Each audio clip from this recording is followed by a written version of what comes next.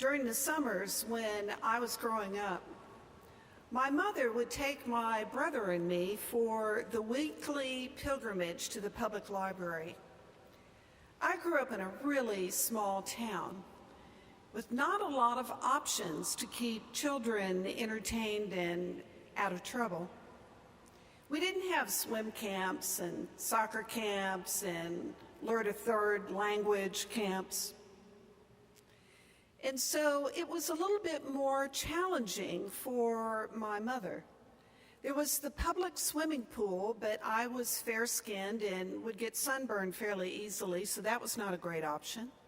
There was one movie theater in town, but not many family films to speak of, so that was not a great option. And to make it even more challenging for my mother, my father ran the local grain elevator, and during the grain harvest time, which was in the summer, he would work literally around the clock. And so my mother, being the creative one, decided to share one of the great loves of her life, which was reading. And so every week, we faithfully went to the library, checked in the books we'd read that week, and checked out new ones. Somewhere along the line, I came up with the bright idea that I should focus on biographies.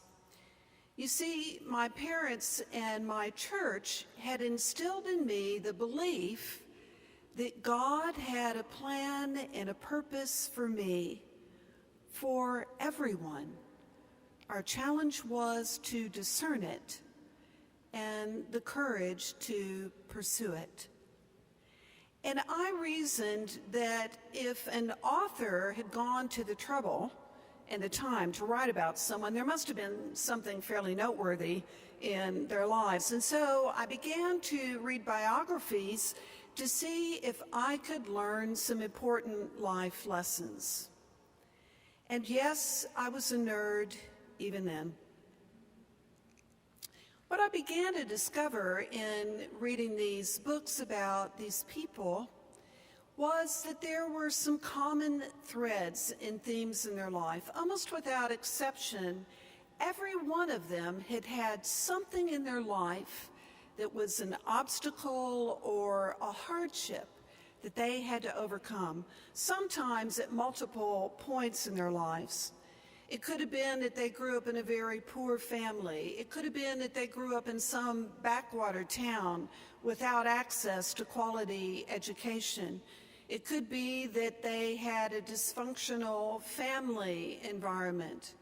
There was always something that they had to dig down deep to navigate and make their way through.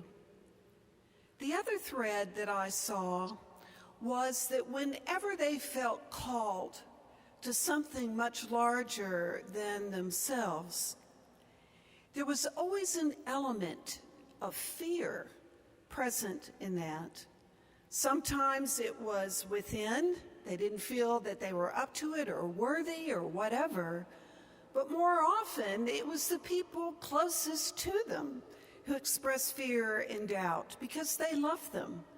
It was too big, it was too risky, it was too dangerous. Other people have tried and failed. And so that fear, either internal or external, was also something that they had to navigate and work their way through. In thinking about those threads and looking at today's gospel story, some of those same tensions are at work.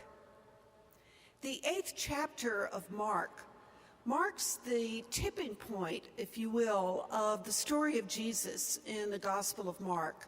Heretofore, all the previous chapters tell the story of Jesus and his miraculous healings, raising people from the dead, stilling the storms, things that were extraordinary that no ordinary teacher or rabbi could do. They were so extraordinary that he not only had the loyalty and the following of his disciples, but he's gathering huge crowds by virtue of his being different and extraordinary, power and authority in a very tangible way. So Jesus pauses at this moment to ask his disciples, "Who do people say that I am?" Elijah, John the Baptist, one of the prophets. Jesus listens to this, and then he makes it personal. "Who do you say that I am?" Peter, never being bashful, blurts out, "You are the Messiah." And I can imagine Jesus saying, "Good answer." But because Peter, the disciples, and the Israelites believed that the Messiah was in fact someone who would come with power and authority to bring the kingdom of God to earth in a tangible, victorious, triumphant way, that the Messiah would overthrow the crushing Roman occupation. But that was not the Messiahship to which Jesus had been called. He begins to explain what his call by God is: to journey on to Jerusalem, to suffer, to be rejected, to die, and to rise on the third day. His victory looked very different than what they imagined. And so Peter begins to rebuke him, saying, "No." Jesus turns to him and says, "Get behind me, Satan." I don't think Peter was all of a sudden inhabited by evil intent. He loved Jesus, followed Jesus, gave up his life for Jesus. He was fearful of what that meant, fearful and doubting about the dream that they had all held dear. Fear can be a very powerful deterrent if we let it do so. Jesus knew who he was, knew his call, and despite the voices closest to him, he pursued what God had called him to do. How often in our lives have we felt that we were called to do something? We had some obstacles to overcome, but also had to work our way through fear. In his current book, The Road to Character, David Brooks chronicles the lives of people who, through life and circumstance and strength of character and call, made some extraordinary contributions to the world.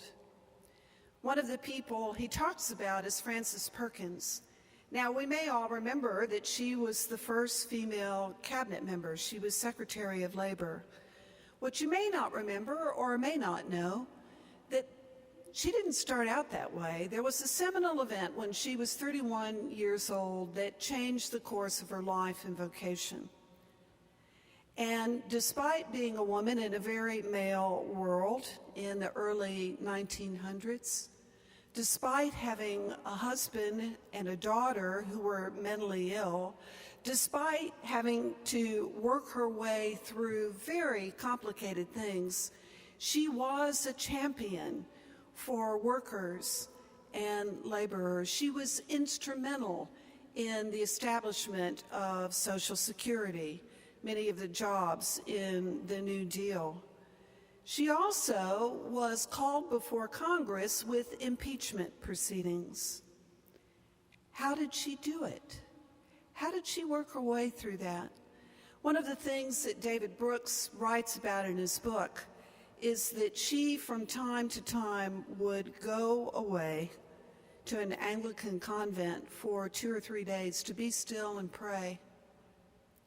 Knowing that God had called her to do this, it was hard.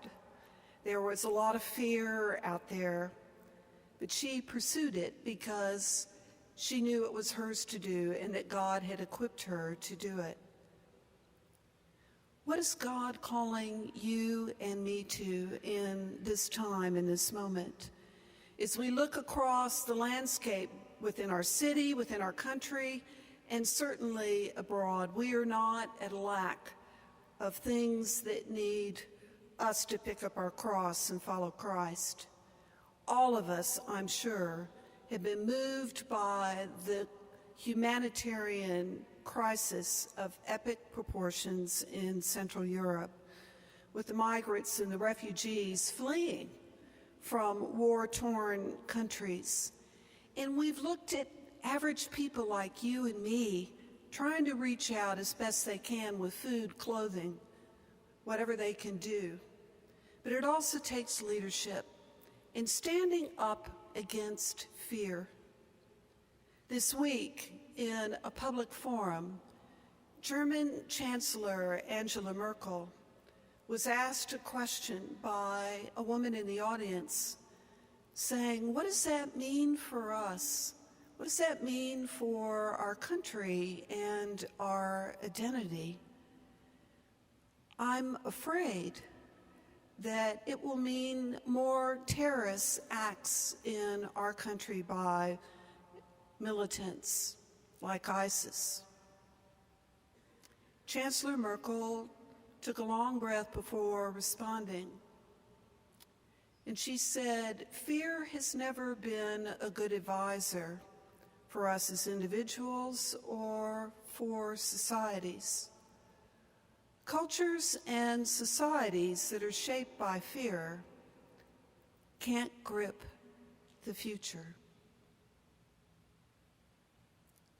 Jesus shows us the way. It's not always easy, and sometimes the people closest to us will express their fear and concern for our well-being. Ask what God is calling you to do. Ask what God's plan and purpose for your life is. Imagine Jesus asking you, and who are you in relationship to me? What would you attempt if you knew you wouldn't fail? All of us need reminders. My daily reminder is actually a refrigerator magnet. Refrigerators are good for reminders.